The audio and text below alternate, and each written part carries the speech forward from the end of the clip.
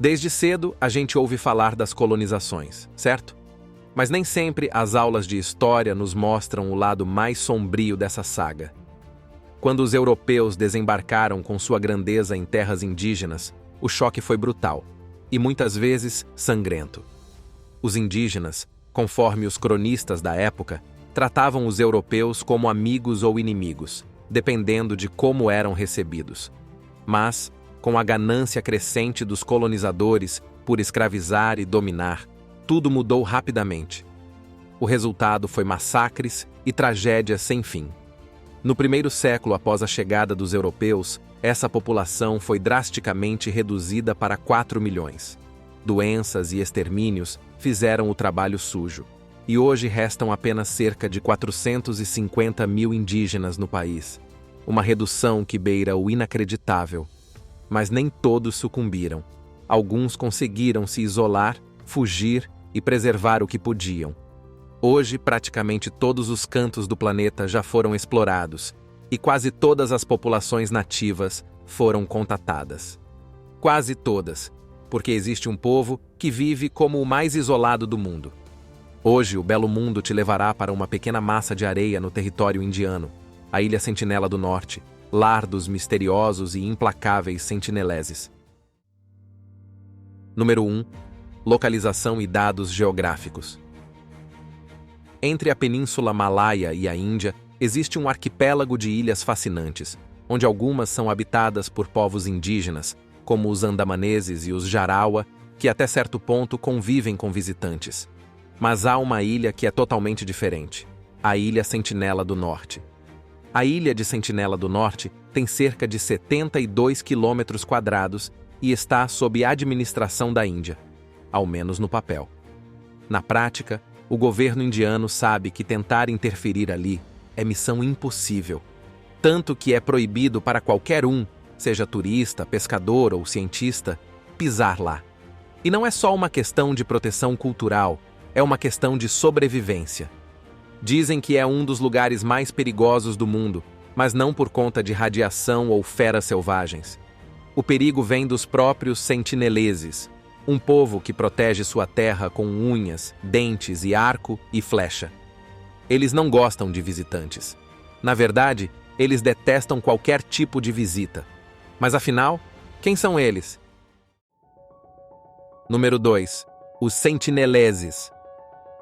Os sentineleses são um verdadeiro mistério.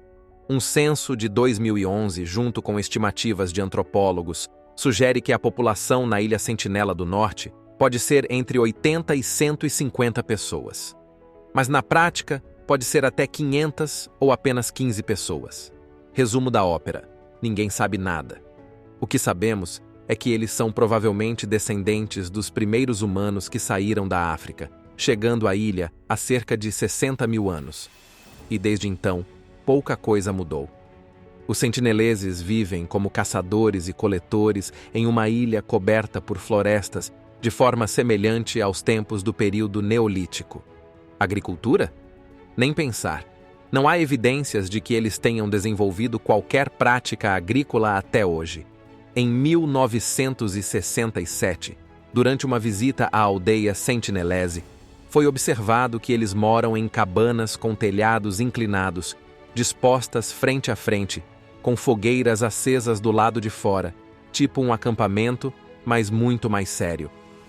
Eles usam pequenas canoas estreitas com estabilizadores para pescar e coletar caranguejos nas águas calmas e rasas próximas ao Recife, movendo-se com longas varas. Seu sustento vem da pesca, coleta de frutas, tubérculos, ovos de gaivotas e tartarugas, além da caça de pequenos animais, como porcos selvagens e pássaros. E atenção aos visitantes curiosos. Esses caçadores levam muito a sério suas ferramentas. Arcos, flechas, lanças e facas de ferro, possivelmente encontradas na praia, são suas armas principais. Sua habilidade com elas é impecável. E sim, muitos visitantes indesejados já aprenderam isso da pior maneira. A mídia gosta de chamá-los de povo da Idade da Pedra, mas isso não é bem verdade. Como qualquer sociedade, eles se adaptaram ao longo do tempo. Nos últimos 50 anos, por exemplo, passaram a usar metais de naufrágios que chegam à ilha. Eles também têm seu próprio idioma, um dialeto único e incompreensível até para os vizinhos próximos. Isso significa que o contato com outros povos é totalmente impossível. Os homens usam colares grossos como uma espécie de armadura e têm suas ferramentas e armas, como cestos de malha e enxós de madeira com pontas de ferro. Em meados dos anos 90, equipes de resgate ancoradas perto da ilha relataram fogueiras e cânticos durante a noite. No entanto, até hoje, ninguém fora da ilha conhece o idioma sentinelese. Não se sabe como eles se chamam, muito menos como se cumprimentam. Número 3.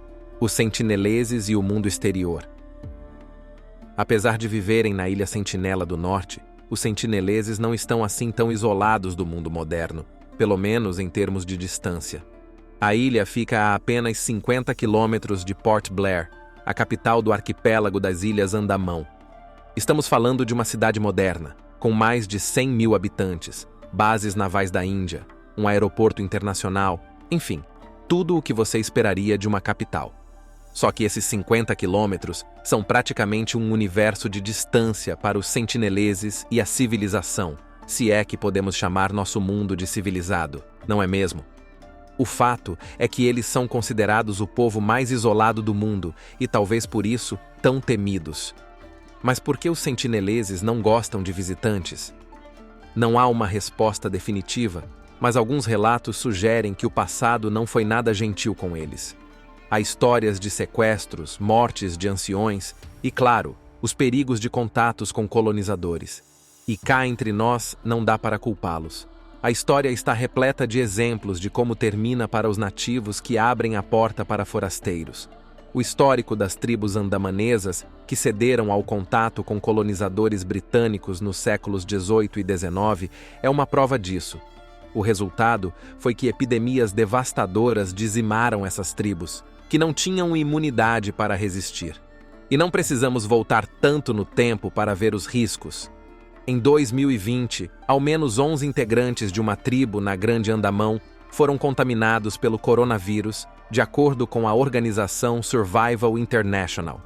Além disso, esses grupos locais já sofrem com tuberculose, alcoolismo e um histórico de baixa imunidade a doenças contagiosas. Ou seja, ninguém se atreve a cravar apenas um motivo para essa repulsa, mas se olharmos a história e contexto, dá para ter uma ideia. O que sabemos com certeza é que eles não gostam muito de companhia. E eles expressaram isso claramente, mesmo sem uma linguagem comum. E temos inúmeros exemplos para te dar. Número 4. O navio encalhado. O primeiro registro moderno dos sentineleses foi um tanto misterioso. Em uma noite de 1771, um navio da Companhia das Índias Orientais passou pela Ilha Sentinela do Norte e notou luzes brilhando na costa. Mas como a missão era de pesquisa hidrográfica, não havia motivos para fazer uma parada. Assim, os sentineleses continuaram tranquilos por quase um século, até que tudo mudou em 1867. Foi nesse ano que um navio mercante indiano chamado Nineveh encalhou no recife da ilha. Com 86 passageiros e 20 tripulantes, o grupo conseguiu nadar até a praia. Tudo parecia um pouco caótico, mas eles se acomodaram por 3 dias, talvez achando que estavam temporariamente seguros. Mas sabe aquele ditado? 1 é pouco, 2 é bom e 3 é demais? Pois é, no terceiro dia os sentineleses decidiram que já era demais. E como eles expressaram isso? Com arcos e flechas de ponta de ferro. Claro, só temos o relato ocidental dessa história. Lógico que pintamos eles como selvagens. Mas será que os náufragos violaram alguma regra ou cruzaram uma linha invisível? Enfim, seja como for, 3 dias depois, os sentineleses tomaram uma decisão clara. O grupo do Nineveh tentou resistir com paus e pedras, e os dois lados entraram em uma trégua desconfortável até que um navio da Marinha Real apareceu para resgatar os sobreviventes. E como se não bastasse, os britânicos decidiram que, já que estavam na área, era uma boa ideia declarar a Ilha Sentinela como parte das propriedades coloniais. Para os sentineleses, isso não significou absolutamente nada. Até 1880, quando um jovem oficial chamado Maurice Vidal Portman assumiu a colônia de Andaman e Nicobar. Número 5. O experimento britânico. Portman imaginava ser um antropólogo e, em 1880, desembarcou na Ilha Sentinela do Norte com um grande grupo de oficiais navais, condenados da colônia penal na ilha Great Andaman e rastreadores andamaneses. A ideia era simples e um pouco absurda: sequestrar um sentinelês, tratá-lo bem e depois devolvê-lo, esperando que isso gerasse uma certa amizade com o povo da ilha. Parece até um plano de filme de comédia mal escrita, não é mesmo? Quando os britânicos chegaram, encontraram aldeias vazias. Os sentineleses, com certeza, tinham avistado os intrusos e sumido para o interior da ilha. Só que um casal de idosos e 4 crianças não tiveram a mesma sorte e foram capturados. Portman levou o grupo para Port Blair, a capital colonial das Ilhas Andamão. Em pouco tempo, os 6 prisioneiros adoeceram gravemente. Os idosos não resistiram e morreram. E o que Portman fez?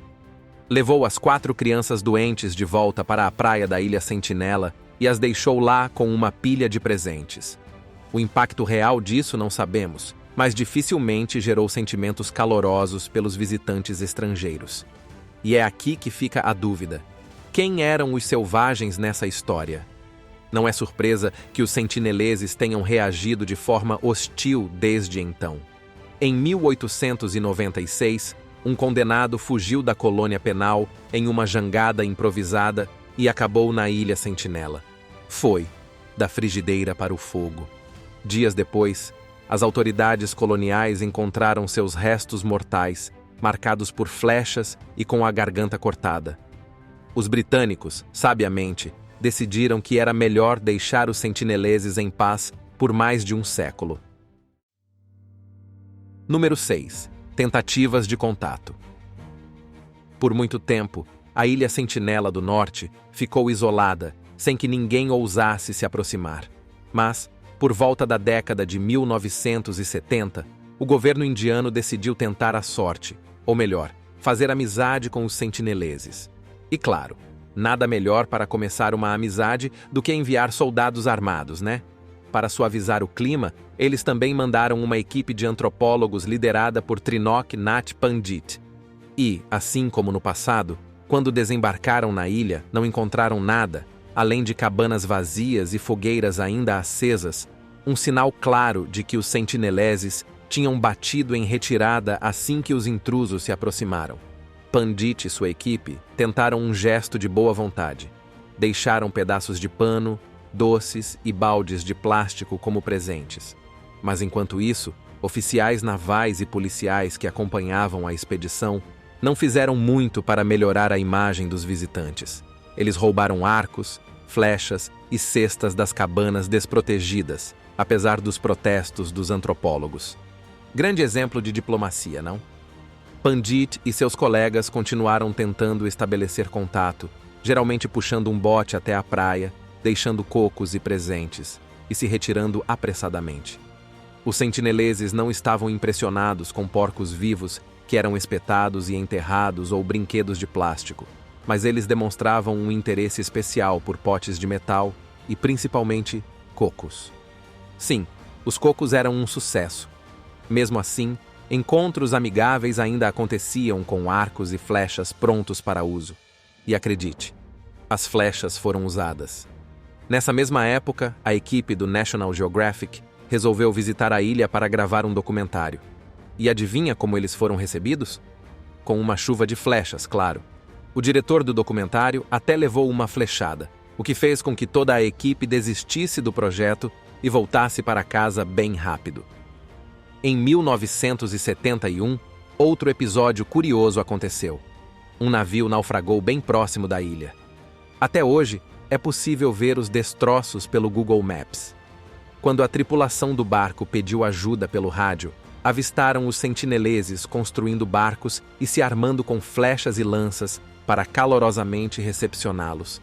Imagine o desespero de estar ali, com o barco quebrado, olhando para a ilha e vendo guerreiros se preparando para te caçar. Felizmente, a equipe de resgate chegou e um helicóptero foi enviado para tirá-los de lá a tempo. Número 7. O encontro com os nativos. Durante 24 anos, Pandit e sua equipe se dedicaram a trazer presentes e ofertas para os sentineleses. A persistência valeu a pena, em parte. Em 1991, um grupo de ilhéus finalmente apareceu na praia para recolher os presentes, sem armas, apenas com cestos de vime e enxós para abrir cocos. Que vale lembrar, também são bem eficazes em autodefesa. Os enxós são ferramentas manuais utilizadas para talhar ou esculpir madeira, bastante comuns em diversas culturas e, obviamente, podem ser usadas como armas. Foi o contato mais próximo até então. Mais tarde, naquele mesmo dia, quando os antropólogos voltaram, encontraram cerca de 2 dúzias de sentineleses na praia. Aconteceu algo curioso. Um homem levantou seu arco, claramente prestes a mirar nos visitantes, mas uma mulher ao seu lado o impediu, empurrando o arco para baixo. Ele então largou as armas e as enterrou na areia. Ritual ou sinal de confiança? Nunca saberemos ao certo. O que sabemos é que, em seguida, os sentineleses correram para os barcos dos visitantes para pegar mais cocos. Mas, se você achou que isso significava uma amizade duradoura, pode esquecer. A hospitalidade sentinelesa tem um limite bem claro. Algumas semanas depois, durante outra visita, um dos ilhéus sinalizou para Pandit que era hora de ir embora, sacando uma faca e fazendo um gesto de corte. Sem rodeios. A relação nunca passou da troca de cocos. Os sentineleses nunca ofereceram presentes em troca, nunca convidaram ninguém para ficar e, muito menos, deixaram que alguém explorasse a ilha. Nenhum dos lados aprendeu a falar com o outro. Em 1996, o governo indiano decidiu que era melhor suspender as visitas. Afinal, talvez o mais sensato fosse deixar os sentineleses viverem suas vidas como fizeram por 55 mil anos. E até hoje, eles são conhecidos por proteger seu território com unhas, dentes e flechas. Número 8. Eventos recentes. Uma das cenas mais icônicas envolvendo os sentineleses aconteceu em 2004, logo após o devastador tsunami que atingiu a região. Quando helicópteros da Guarda Costeira Indiana sobrevoaram a ilha para verificar se os sentineleses estavam bem, e, como sempre, encontraram uma recepção calorosa de flechas. Pelo visto, estavam em ótima forma e muito decididos a manter a distância. Desde que as missões de contato foram interrompidas, houve apenas 2 eventos registrados envolvendo os sentineleses. Em 2006, 2 caçadores ilegais indianos acabaram sendo mortos quando seu barco foi levado até a costa da ilha. Já em 2018, um caso chamou a atenção mundial. O americano John Allen Chau, que decidiu visitar os sentineleses com o objetivo de pregar o cristianismo, foi atacado e morto. O jornal The Washington Post teve acesso ao diário de Chau, escrito antes de sua morte. Em 13 páginas, ele relatava sua missão de converter os sentineleses, levando presentes como tesouras, alfinetes e peixe. Ele chegou perto da ilha com um caiaque, cantando hinos para os moradores, até que um jovem disparou uma flecha, atingindo a Bíblia que ele segurava. "Estou assustado", escreveu Chau em seu último registro. Mesmo assim, ele decidiu voltar no dia seguinte. Testemunhas afirmam que ele permaneceu na ilha por 3 dias, cantando hinos na praia. Depois disso, foi visto pela última vez sendo arrastado pela tribo e enterrado. O governo indiano tentou recuperar seu corpo, mas cancelou a operação, considerando os riscos para a equipe de busca e para os próprios sentineleses. O incidente reacendeu debates sobre a proteção de grupos isolados, como os sentineleses. Trinok Nath Pandit, agora aposentado, resumiu bem: Os sentineleses deixaram claro que não querem contato e estão se saindo muito bem sozinhos. E talvez a melhor forma de ajudar seja realmente deixá-los em paz. E assim, concluímos nossa imersão na Ilha Sentinela do Norte e seus misteriosos guardiões. Qual parte mais te intrigou? Compartilhe com a gente sua opinião nos comentários. Se você curte explorar histórias fascinantes, repletas de mistérios e culturas intocadas, continue conosco. Temos muitos outros segredos do mundo para desvendar juntos neste nosso belo mundo. Obrigado por nos acompanhar até aqui e até a próxima aventura.